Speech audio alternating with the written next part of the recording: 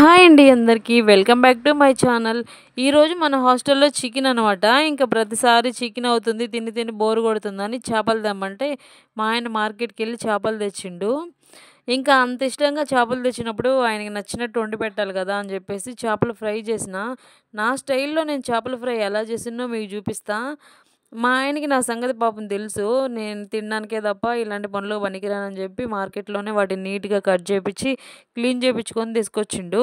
ఇంకా ఆయన క్లీన్ చేపిచ్చినా, తెచ్చినా కూడా నేను మళ్ళీ ఒకసారి ఇంట్లో నీట్‌గా ఉప్పేసి వాటిని చాలా సేపు కడిగి చివరిగా లాస్ట్‌లో నిమ్మకాయ కూడా ఒకటి కట్ చేసి ఆ నిమ్మరసం పిండుకోవాలి. నిమ్మరసం పిండితే చేపలు నీసు వాసన రాకుండా ఉంటాయంట. వాటిని ఒక గిన్నెలో 2 సార్లు నీళ్ళలో కడిగి శుభ్రం చేసి పెట్టుకున్నా.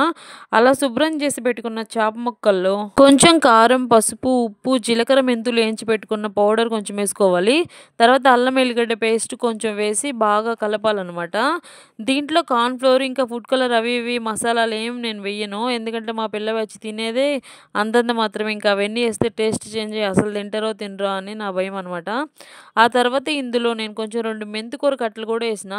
మెంతికూర కట్టల్ని నీట్‌గా కట్ చేసి వాటిని శుభ్రంగా కడిగి దీనిపైన ఈ చేప ముక్కల పైన వేసుకోవాలనమాట.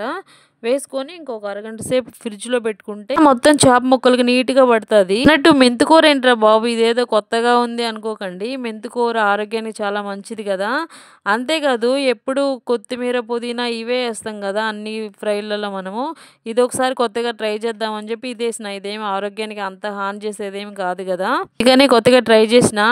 ఎలా ఉంది నా ఐడియా? ఏడ్చినట్టుందని మాత్రం అనకండి. చేపల కూరని మా ఇంట్లో ఎక్కువ తినేది నేనే అనమాట. మా ఆయన తినడు. ఇంకా పిల్లలు కూడా చాలా తక్కువే అనుకుంటా. వాళ్ళందరూ నాలాగా తినరు. మా హాస్టల్‌లోకి కూడా ఈ చేపల కూర పెట్టాలనేది నాకు ఇష్టము. హాస్టల్‌లో కంటే ఎక్కువ చేయాలి కదా! ఇంకా ఎలా వస్తుందో ఏంటో ఆ ముక్కలు ఇరిగిపోకుండా చేయాలి కదా! అది నా భయం. ఎందుకంటే నలుగురికి వండింది, అంతమందికి వండింది జాగ్రత్తగా వండాలి కదా! ఫైనల్‌గా ఇంకా చేప ముక్కల్ని ఫ్రిడ్జ్‌లో నుంచి తీసి అందులో ఒక నిమ్మరసం పిండుకోవాలి. పొయ్యి మీద ఒక దోస పెనం పెట్టుకొని ఇలా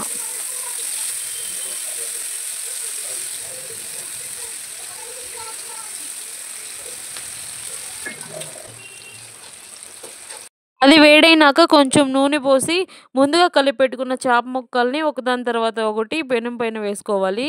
ఆ ముక్కల పైన కొంచెం కొంచెం నూనె పోసుకుంటూ కొంచెం బాగా ఫ్రై చేసుకోవాలి.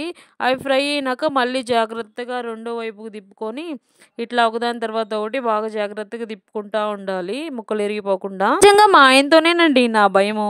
నేను వండింది శుభ్రంగా తింటాడు. మళ్ళీ దానికి పేరు పెట్టకుండా ఉండడు. అయితే పాపం నేను ఏది వండినా నాకు అది కావాలి, ఇది కావాలి, అది వండు, ఇది వండు అని నన్ను ఇబ్బంది పెట్టాడు. వండిన వంటకు మాత్రం ఖచ్చితంగా మార్కులైతే ఇస్తాడు. మరి ఈరోజు ఎన్ని మార్కులు ఇస్తారో చూడాలి. మీ ఇంట్లోని మీ హస్బెండ్స్ ఇలానే ఉన్నారా? ఉంటే కామెంట్ చేయండి. చేపల పులుసు చాలా బాగా వండుతారు. కానీ ఎక్కువ నేను వంటలు నేర్చుకుంది మా పిన్ని దగ్గరే. వాటిల్లో ముఖ్యంగా ఈ చేపల కూర అనమాట. చేపల కూర మా పిన్ని మామూలుగా ఉండదు. నేను ఎప్పుడు చేపల కూర వండినా చాలా బాగా కుదురుద్ది నాకు. అయితే మేము చేపలు తెచ్చుకునేదే చాలా తక్కువ. చెప్పినా కదా మా పిల్లలు తినరు. ఇంక ఇద్దరి కోసం ఏం తెచ్చుకుందాంలే అనేది తెచ్చుకోము. ఫైనల్‌గా చేపల ఫ్రై అయితే రెడీ అయిపోయింది. టేస్ట్ అయితే అసలు మామూలుగా లేదు.